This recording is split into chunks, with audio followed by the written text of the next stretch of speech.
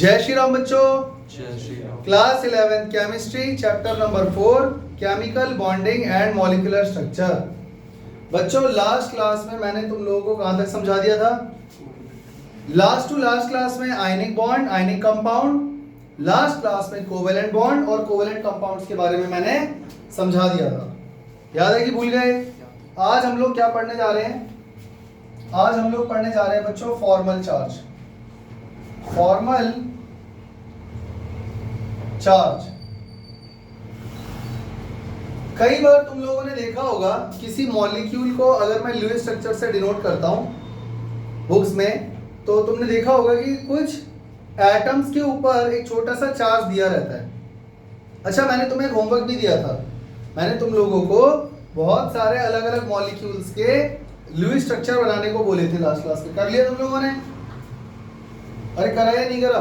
वो तो मैं बाद में चेक करूंगा, पहले भी इधर देख लो। कुछ मॉलिक्यूल्स ऐसे आए होंगे जिनके एटम्स के ऊपर कभी पॉजिटिव या नेगेटिव चार्ज भी देखने को मिल जाता है। जैसे अगर आप एनसीईआरटी खोलोगे तो आपको ये टॉपिक मिलेगा फॉर्मल चार्ज।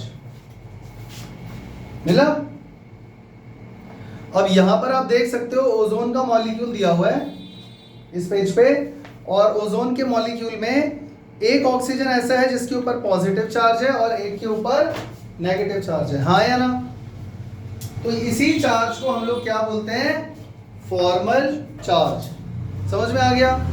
आपको एग्जाम में एक मॉलिक्यूल दे देगा और बोलेगा कि इसके अंदर जितने भी एटम्स हैं, 2 या 3, एक मॉलिक्यूल में ऑब्वियसली 2 या 2 से ज्यादा एटम हो सकते हैं, उन एटम्स में फॉर्मल चार्ज क्या है जरा वो फाइंड करके बताओ। तो समझ में आया?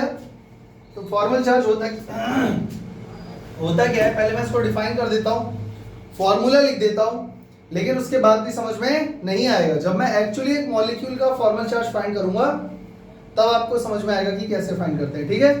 तो क्या होता है बच्चों formal charge? It is defined as the difference between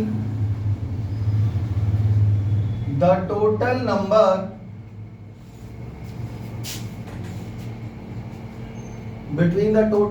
of valence electrons in a free atom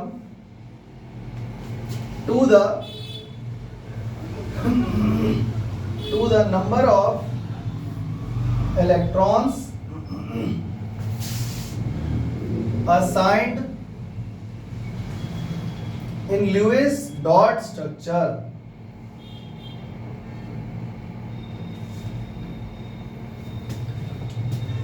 मुझे पूरा भरोसा है बच्चों इस डेफिनेशन को पढ़कर आपको कुछ भी समझ में नहीं आया होगा। फॉर्मल चार्ज के बारे में अभी कुछ भी पता नहीं चला होगा। तो देखो अब मैं इसका फॉर्मूला लिखने जा रहा हूं। जब मैं फॉर्मल चार्ज किसी मॉलिक्यूल का फाइंड करूंगा ना, एक मॉलिक्यूल का एग्जांपल लेंगे अभी, उसमें हर एटम का फॉर्मल चार्ज निकालेंगे तब समझ में आएगा। ठीक है? तो फॉर्मल चार्ज का फॉर्मूला होता है बच्चों V minus L minus half of S। मतलब फॉर्मल चार्ज का फॉर्मूला क्या है बच्चों? Total number of valence electrons in free atom. इसमें से क्या माइनस करोगे? Minus number of electrons in lone pair, number of electrons in lone pair। इसमें से आप ये माइनस करोगे और एक और चीज माइनस करोगे, क्या? Half of number of electrons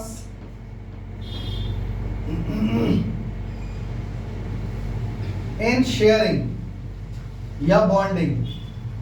वो इलेक्ट्रॉन्स जो शेयरिंग या बॉन्डिंग में पार्टिसिपेट कर रहे हैं वो भी माइनस करोगे।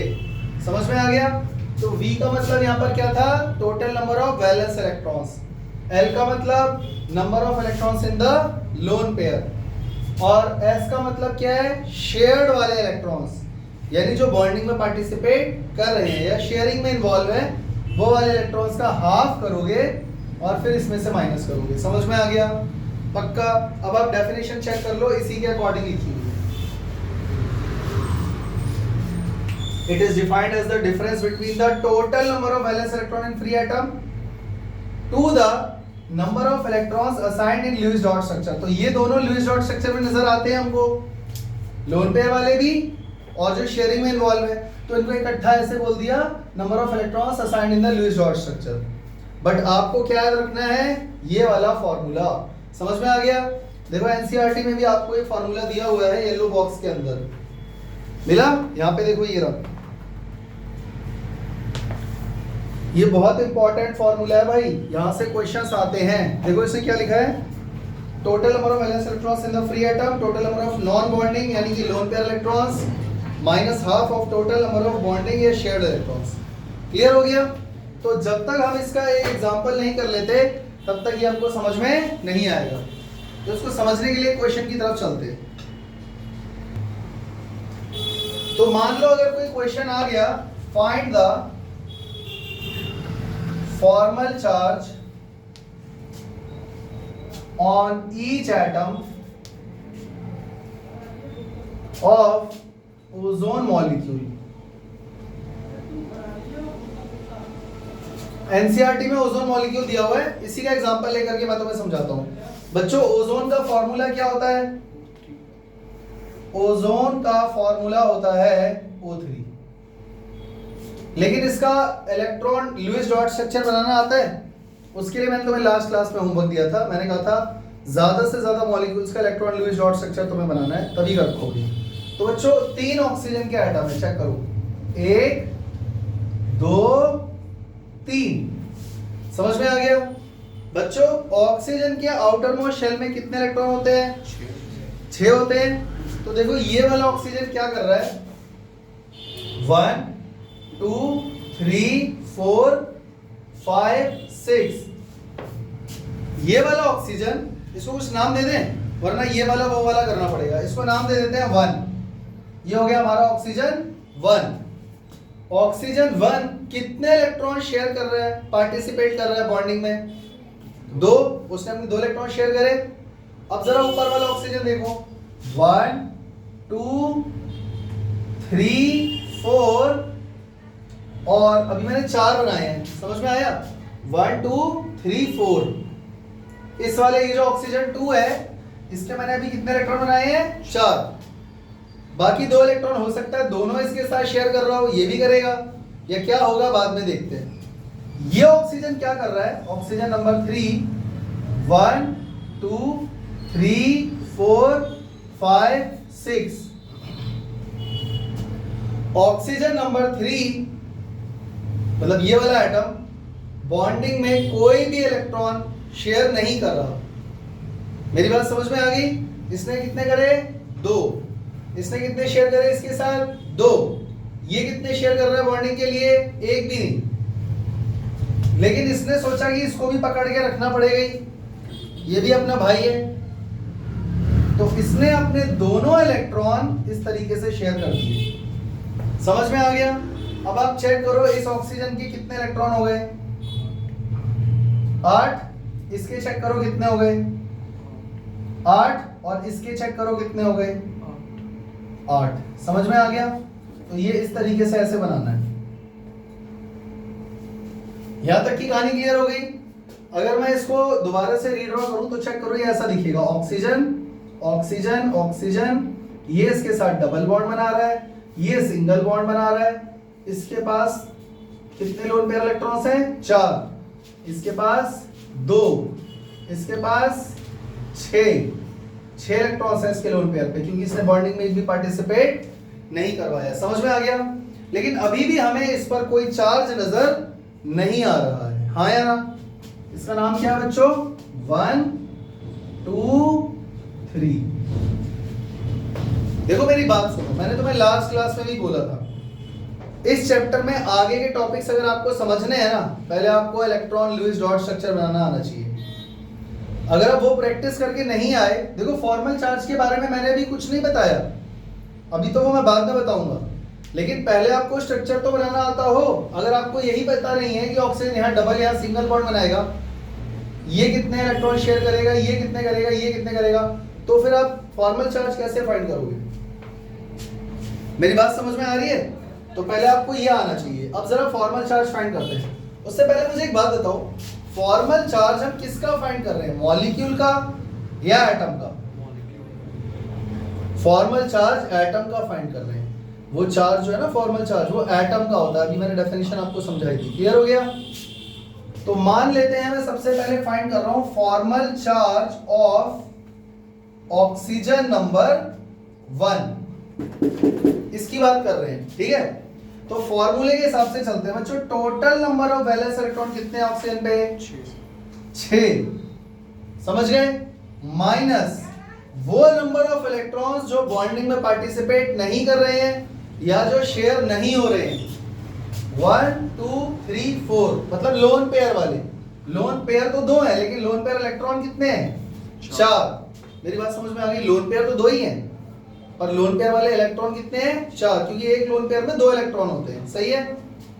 माइनस हाफ ऑफ किसका करोगे?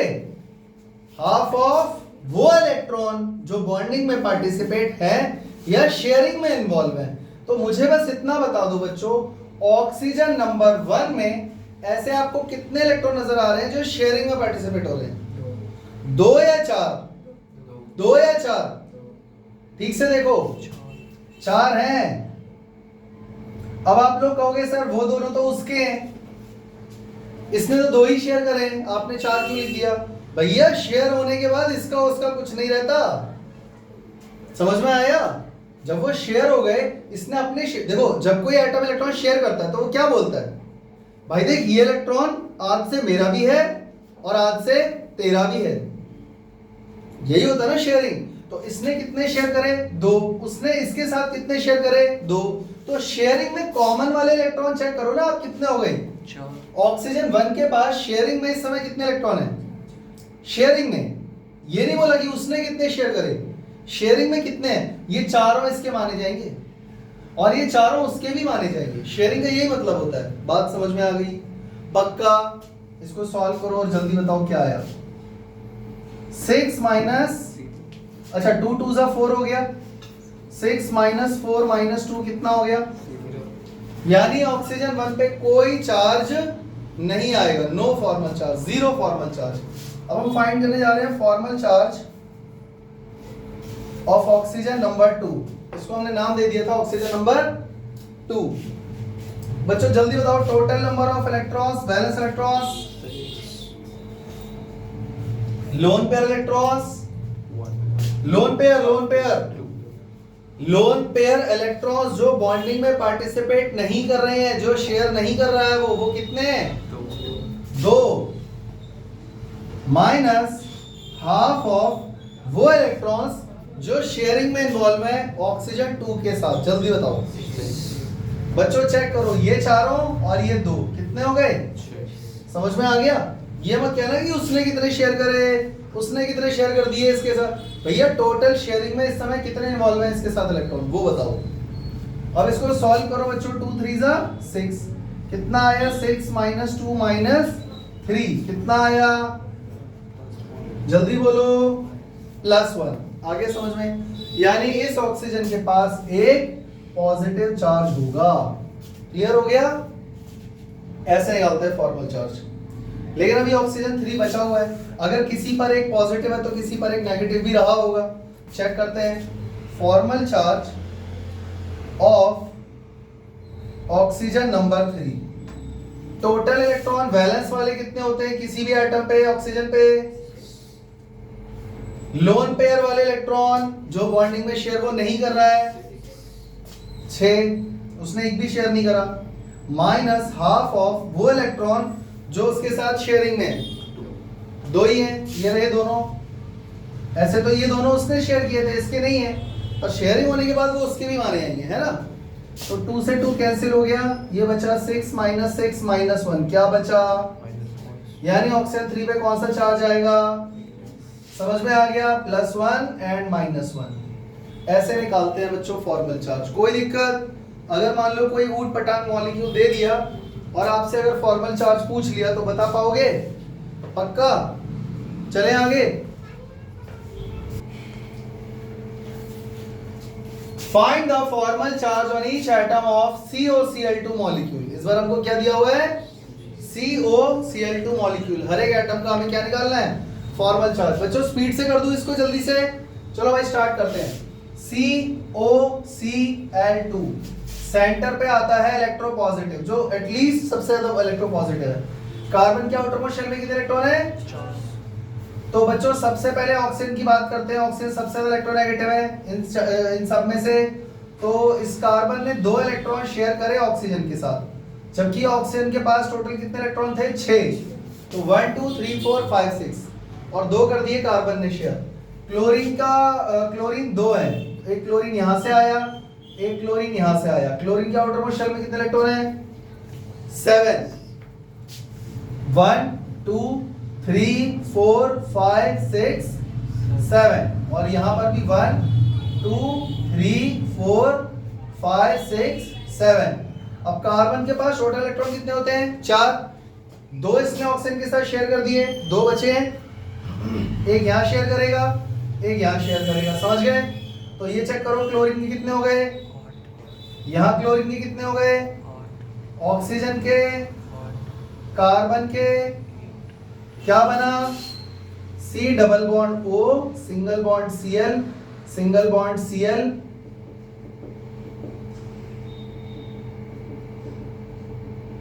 सही है गलत?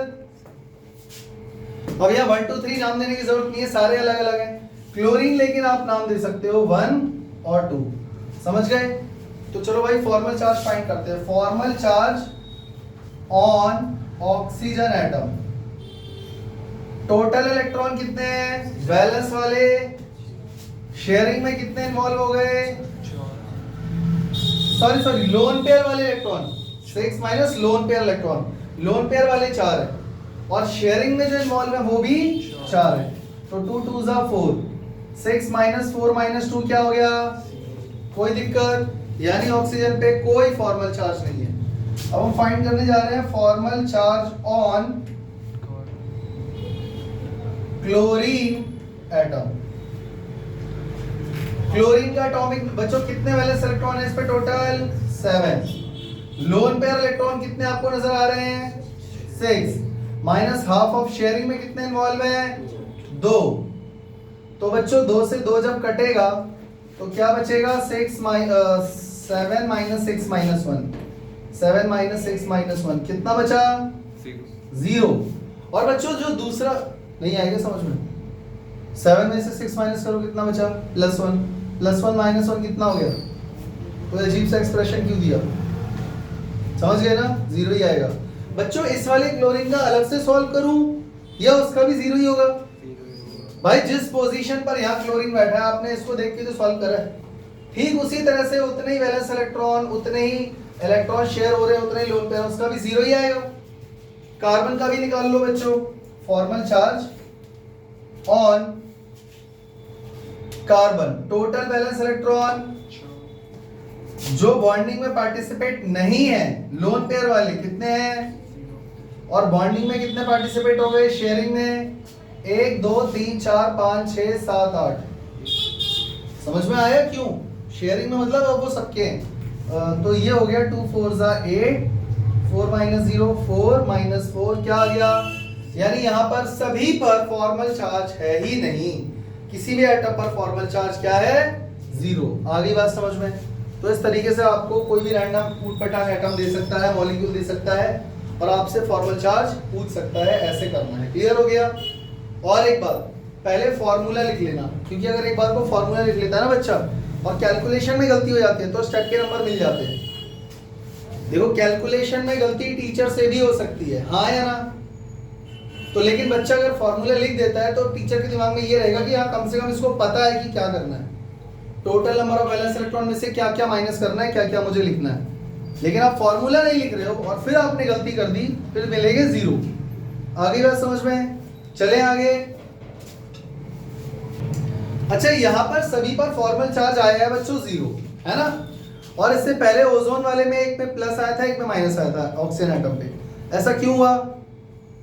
तो मैं तुम्हें एक चीज बता देता हूं। ज्यादातर वो मॉलिक्यूल्स जिसमें आपने चेक करो ऑक्सीजन 3 थे, वहां 3 थे ना, ये वाला ऑक्सीजन एक भी इलेक्ट्रॉन शेयर नहीं कर रहा था।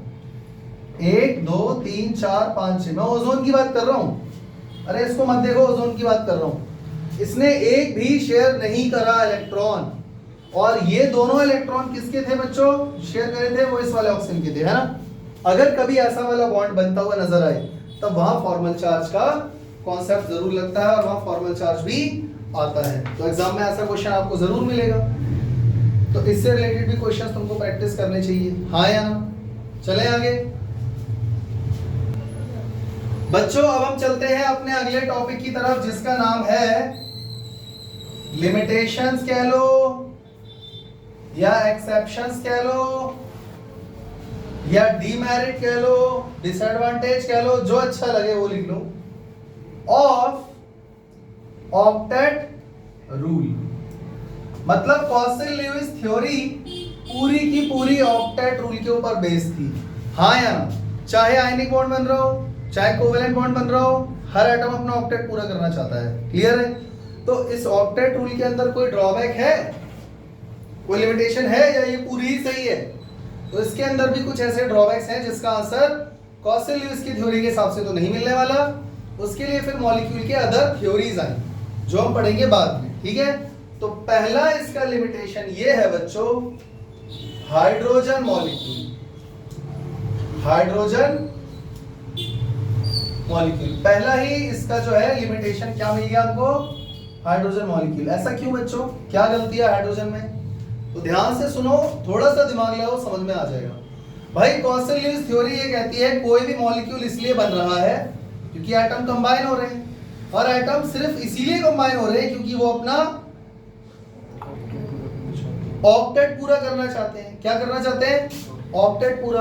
पर बच्चों चेक करना, ये हाइड्रोजन एक इलेक्ट्रॉन लेके घूम रहा है, इसके पास एक और हाइड्रोजन आ गया एक इलेक्ट्रॉन लेकर, हो गया ऑक्टेट पूरा? हो गया? ये क्या पूरा हो गया? तो डुप्लेट पूरा हो गया। अब तुम कहोगे कि सर ये तो हीलियम गैस की नोबल गैस कॉन्फ़िगरेशन अटेन कर ली है, सही तो है, क्या बुराई है? सब सही है, सब अच्छा है, ऐसा ही होता है। क्योंकि जैसे ही हाइड्रोजन के पास 2 इलेक्ट्रॉन हो जाएंगे, हीलियम की Nobel gas electronic configuration attain हो गई, सही है, कोई दिक्कत नहीं है। पर ऑक्टेट वर्ड तो फिट नहीं हो रहा ना इसके लिए, हाँ या ना। ऑक्टेट का मतलब तो 8 होता है, इसीलिए ये इसका पहला ड्रॉबैक बन गया। समझ में आ गया? तो यहां पर क्या लिखोगे? In this case, in case of H2 molecule, octet is not needed to achieve। बात समझ में आ गई? पक्का? चले आगे। दूसरा ड्रॉबैक क्या है बच्चों?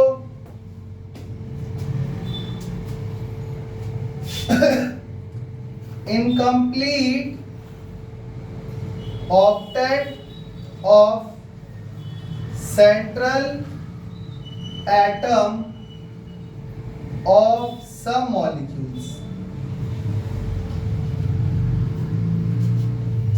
इस थ्योरी में यह कहा गया था कि कोई भी मॉलिक्यूल इसलिए बनता है क्योंकि हर एटम अपना पर्सनल फायदा चाहता है, अपना ऑक्टेट पूरा करना चाहता है, हाँ या ना।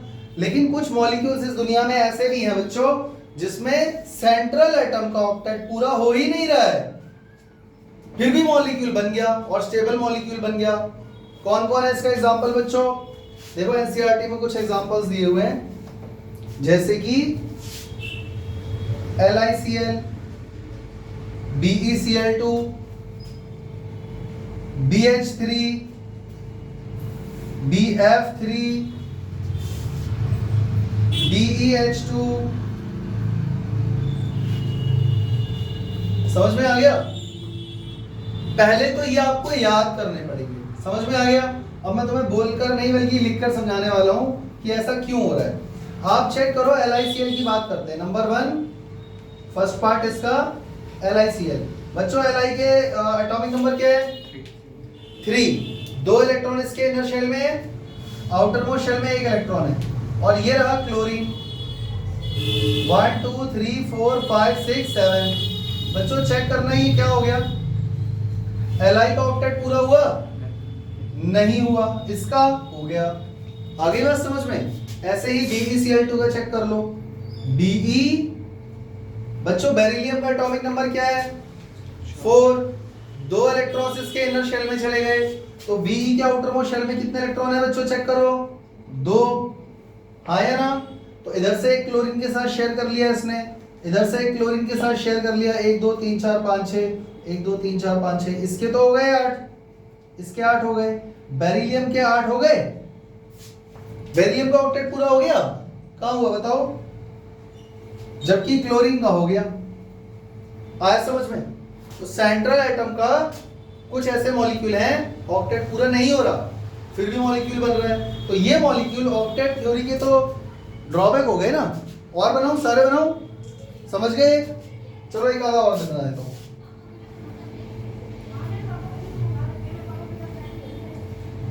BeCl2 हो गया। BH3। बच्चों बोरोन का एटॉमिक नंबर क्या है? बोरोन का एटॉमिक नंबर 5। तो इसके आउटर मोस्ट शेल में कितने इलेक्ट्रॉन होंगे? 3। और एक हाइड्रोजन ये रहा, एक हाइड्रोजन ये रहा, और एक हाइड्रोजन ये रहा। तो 1 2 3। बच्चों बोरोन का ऑक्टेट पूरा हुआ? नहीं। जबकि हाइड्रोजन ने एटलीस्ट, हाइड्रोजन का भी नहीं हुआ वैसे तो ऑक्टेट, बट एटलीस्ट वो अपना हीलियम गैस तो अचीव कर लिया। बोरोन के बारे में क्या हालचाल है? मेरी बात समझ में आ गई? ये वाला ड्रॉबैक सबको समझ में आया या नहीं? जल्दी बोलो। पक्का? चले आगे। चलो भाई, नंबर 3। कुछ मॉलिक्यूल ऐसे हैं जिनके सेंट्रल एटम का ऑक्टेट पूरा नहीं होता, और कुछ मॉलिक्यूल ऐसे भी हैं जिनका सेंट्रल एटम का ऑक्टेट, देखो इसमें ऑक्टेट पूरा क्यों नहीं हो पाया था? क्योंकि इलेक्ट्रॉन कुछ कम रह गए थे 8 से। पर कुछ मॉलिक्यूल ऐसे भी हैं इस दुनिया में जिनके सेंट्रल एटम का, सेंट्रल एटम जब बॉन्ड बना लेता है सबके साथ, तो आप जब चेक करोगे तो 8 इलेक्ट्रॉन से भी ज्यादा इलेक्ट्रॉन मिलेंगे उसके पास। मतलब कहने का ये है expanded octet. Expanded octet of some central atoms of some molecule, in some molecule.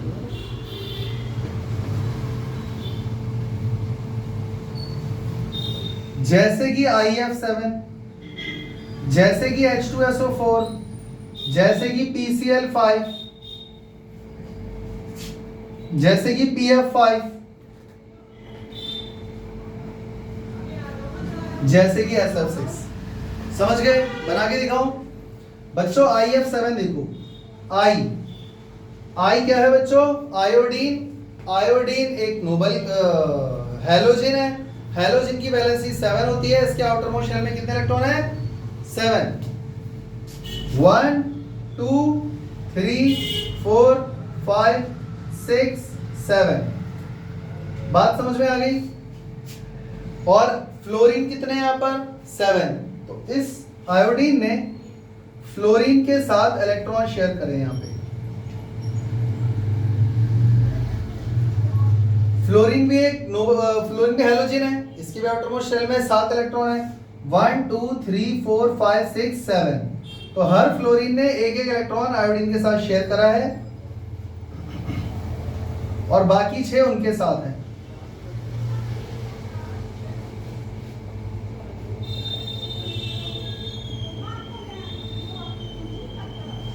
तो चेक करो, फ्लोरीन के तो सबके ऑक्टेट पूरे हो गए। अरे हो गए कि नहीं हो गए?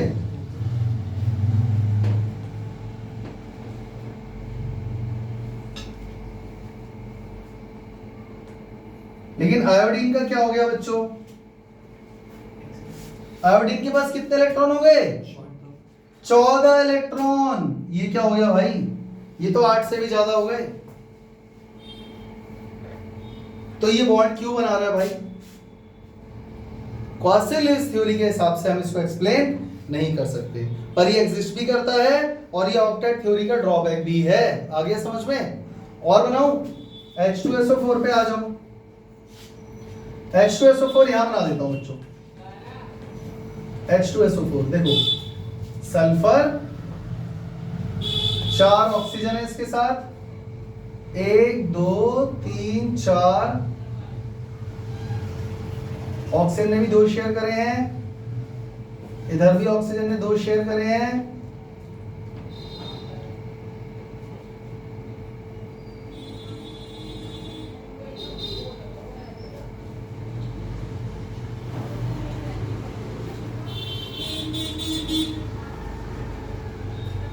कुछ समझ में आया बच्चों? चेक करो, हाइड्रोजन ने 1 इलेक्ट्रॉन शेयर करा ऑक्सीजन के साथ, 1 ऑक्सीजन ने करा। यहां तक कोई दिक्कत? ऑक्सीजन ने 1 इलेक्ट्रॉन सल्फर के साथ शेयर करा इधर, इसने इसके साथ करा शेयर। ऑक्सीजन के कितने हो गए? 8। ऑक्सीजन के कितने हो गए? 8। ऑक्सीजन के कितने हो गए? 8। ऑक्सीजन के कितने हो गए? 8। सल्फर के कितने हो गए? भाई सल्फर क्या है? Chalcogen, atomic number 16 16। Outer most shell में 6 इलेक्ट्रॉन है, 2 इस ऑक्सीजन के साथ शेयर करें, 2 ऊपर वाले के साथ, 1 ऑक्सीजन के साथ इधर, 1 ऑक्सीजन के साथ इधर, और ऑक्सीजन ने 1 इलेक्ट्रॉन हाइड्रोजन से शेयर कर लिया। समझ गए? तो ये कैसा नजर आ रहा है आपको? ऐसा समझ में आ गया? अरे भैया सल्फर के कितने इलेक्ट्रॉन हो गए? 12। ये तो 8 से भी ज्यादा हो गए, एक्सपैंडेड ऑक्टेट। आगे समझ में? अब किसका बनाऊं बताओ? PCl5 और PF5 का सेम ही बनेगा, तो मैं एक का बना देता हूं। P का मतलब क्या होता है बच्चों? Phosphorus, atomic number 15, valency 5, outer most shell में 5 इलेक्ट्रॉन। तो क्लोरीन के साथ इसने शेयरिंग करी इलेक्ट्रॉन की, और क्लोरीन ने भी 1 1 इलेक्ट्रॉन शेयर करा सभी ने, जबकि क्लोरीन के आउटर मोस्ट शेल में कितने इलेक्ट्रॉन होते हैं? 7।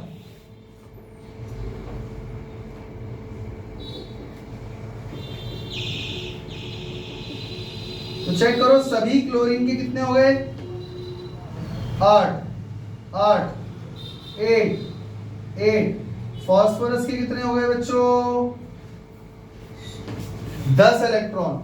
तो एक्सपैंडेड ऑक्टेट हुआ कि नहीं हुआ? ठीक इसी तरीके से SF6 का बना लोगे, सेंटर में सल्फर, आजू बाजू में 6 क्लोरीन। ये वाला ड्रॉबैक क्लियर हो गया। चले आगे।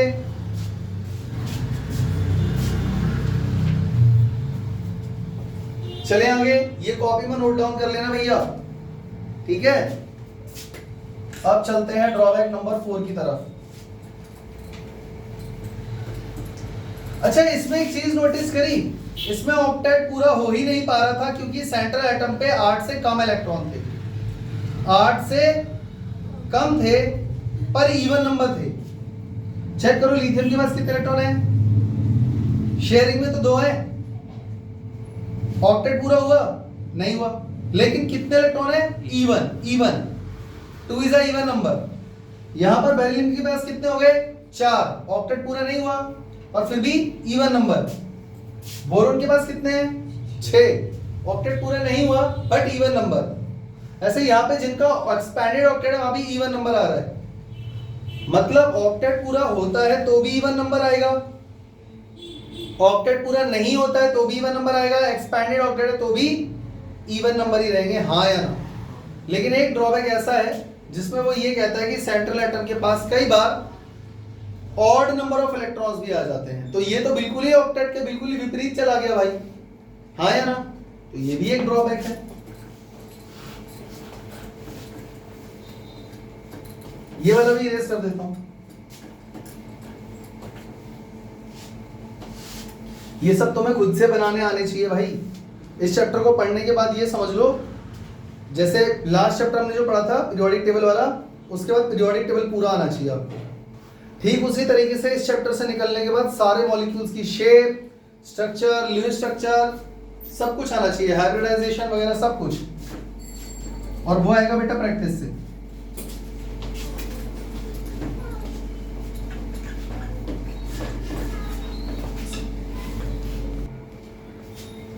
कुछ मॉलिक्यूल्स ऐसे भी होते हैं जिनमें ऑड नंबर ऑफ इलेक्ट्रॉन्स भी आते हैं। समझ में आ गया? जैसे कि एग्जांपल लेते हैं NO। तो बच्चों नाइट्रोजन के आउटर मोस्ट शेल में कितने इलेक्ट्रॉन है? आउटर मोस्ट शेल में एटॉमिक नंबर तो 7 है, 2 अंदर वाले शेल में हो गए, तो आउटर मोस्ट शेल में कितने हुए? 5। और सामने से ऑक्सीजन आया, ऑक्सीजन कह रहा है भाई मेरे को अपना ऑक्टेट पूरा करना है, 2 इलेक्ट्रॉन शेयर करूंगा, तू भी कर। तो 2 इलेक्ट्रॉन ऑक्सीजन ने शेयर करे, नाइट्रोजन ने भी 2 इलेक्ट्रॉन शेयर कर दिए, ठीक है भाई ये ले। और नाइट्रोजन के बाकी के 3 इलेक्ट्रॉन ये रहे। बच्चों चेक करना ऑक्सीजन का ऑक्टेट पूरा हो गया? हो गया। नाइट्रोजन का क्या पूरा हो गया? क्या नाइट्रोजन का ऑक्टेट पूरा हुआ? नहीं हुआ। ये कोई बहुत दुख की बात नहीं है, पहले भी कई बार हो चुका है। 8 से ज्यादा इलेक्ट्रॉन आते हैं, कम आते हैं, पर आउटर मोस्ट शेल में इसमें अब इलेक्ट्रॉन कितने हो गए इसके शेयर वाले मिला के? Total 7 electron. ये क्या है भाई? ये ऑड नंबर है। समझ में आया? तो ये पहला ऐसा केस आया कि ऑक्टेट पूरा नहीं हुआ लेकिन ऑड नंबर के साथ इसकी कहानी खत्म हुई। ये क्या हो गया? कुछ समझ में आ गया ना? तो ये भी इसका एक ड्रॉबैक है भाई। NO जो है नाइट्रोजन ऑक्साइड, ये नेचर में एग्जिस्ट करता है, पढ़ना पड़ेगा। तो जब इसका स्ट्रक्चर पढ़ा गया तब पता चला कि ये कहानी होती है इसमें। एक और एग्जांपल लेते हैं, NO2। समझ में आ रहा है? तो NO2 में क्या हुआ बच्चों? चेक करो, सेंटर पे N है, इसके आजू बाजू में 2 ऑक्सीजन है, इसके पास 6 इलेक्ट्रॉन थे, इसने 2 शेयर कर दिए नाइट्रोजन के साथ, नाइट्रोजन ने भी इसके साथ 2 शेयर कर दिए। ये ऑक्सीजन बदमाश है, इसने बोला मैं एक भी शेयर नहीं करूंगा।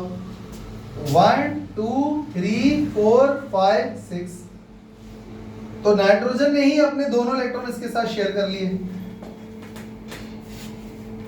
अब चेक करो, नाइट्रोजन के आउटर मोस्ट शेल में 5 इलेक्ट्रॉन है, 2 यहां शेयर हो गए, 2 यहां हो गए, 1 बचा। इस ऑक्सीजन का ऑक्टेट पूरा हुआ कि नहीं? इसका ये क्या हो गया? इन दोनों का ऑक्टेट पूरा हो गया। इसके पास कितने इलेक्ट्रॉन आ गए? ये क्या हो क्या रहा है इसके साथ? समझ में आ रहा है? तो यहाँ पर ऑड नंबर ऑफ इलेक्ट्रॉन्स के साथ सेंट्रल एटम खत्म हो रहा है, तो ये भी ऑक्टेट रूल का ऑक्टेट रूल नहीं माना जाएगा, ऑक्टेट रूल का ड्रॉबैक माना जाएगा। क्लियर हो गया? चलें आगे। अब चलते हैं अगले ड्रॉबैक की तरफ, नंबर 4, नंबर 5। डस्टर है, लाइन तो सीधी है ना? अरे थोड़ी टेढ़ी मेढ़ी लाइन होती है, काम चला ले रहे हो। ड्रॉबैक 5 क्या बोलता है? ध्यान से सुनना बच्चों। हमने आयनिक बॉन्ड पढ़ा, हमने कोवेलेंट बॉन्ड पढ़ा, बहुत सारे मॉलिक्यूल पढ़े, और हमने उसमें हर समय ये देखा हर एटम ऑक्टेट पूरा करना चाहता था, हर atom noble gas electronic configuration को अटेन करना चाहता था। अब सवाल ये है कि नोबल गैस को ही क्यों अटेन करना चाहता है? क्योंकि वो सबसे ज्यादा स्टेबल है, और अगर वो सबसे ज्यादा स्टेबल है और वो नोबल गैस है, इनर्ट गैस है, तो वो इसका मतलब किसी के साथ रिएक्ट नहीं करेंगे। मेरी बात समझ रहे हो? मैं इनर्ट गैसेस की ही बात कर रहा हूं। ग्रुप नंबर 18, हर कोई उनके जैसा बनना चाहता है, अनरिएक्टिव। तो अगर उनकी खुद की बात की जाए तो वो पक्का किसी के साथ बॉन्ड नहीं बनाएंगे, रिएक्ट नहीं करेंगे। पर बच्चों इस दुनिया में कुछ ऐसे भी मॉलिक्यूल हैं जिनमें इनर्ट गैस के एटम भी इन्वॉल्व हैं, मतलब वो भी बॉन्ड बनाते हैं। तो आप ऑक्टेट रूल के हिसाब से समझा पाओगे फिर? जबकि ऑक्टेट रूल ये कहता है कि हर कोई नोबल गैस बनना चाहता है ताकि वो स्टेबल हो जाए, अनरिएक्टिव हो जाए, इनर्ट हो जाए। तो अगर नोबल गैस खुद ही इनर्ट है तो वो क्यों किसी के साथ बॉन्ड बनाएगी भला? तो ये मॉलिक्यूल्स कहां से आ गए जिनमें नोबल गैस भी इन्वॉल्व है? तो ये ड्रॉबैक हुआ ना ऑक्टेट रूल का। मेरी बात समझ पा रहे हो या नहीं? पक्का? तो यहां पर हम क्या लिखेंगे? It is clear that all atoms wants to achieve noble gas electronic configuration। हर कोई क्या करना चाहता है? नोबल गैस इलेक्ट्रॉनिक कॉन्फ़िगरेशन को अचीव करना चाहता है। It means It means noble gases are unreactive, stable and inert and do not want to react. हाँ या ना? पर दुनिया में बहुत से ऐसे मॉलिक्यूल हैं जो जिनमें नोबल गैस इन्वॉल्व है, तो ये कॉन्ट्राडिक्शन हुआ ना. But there is a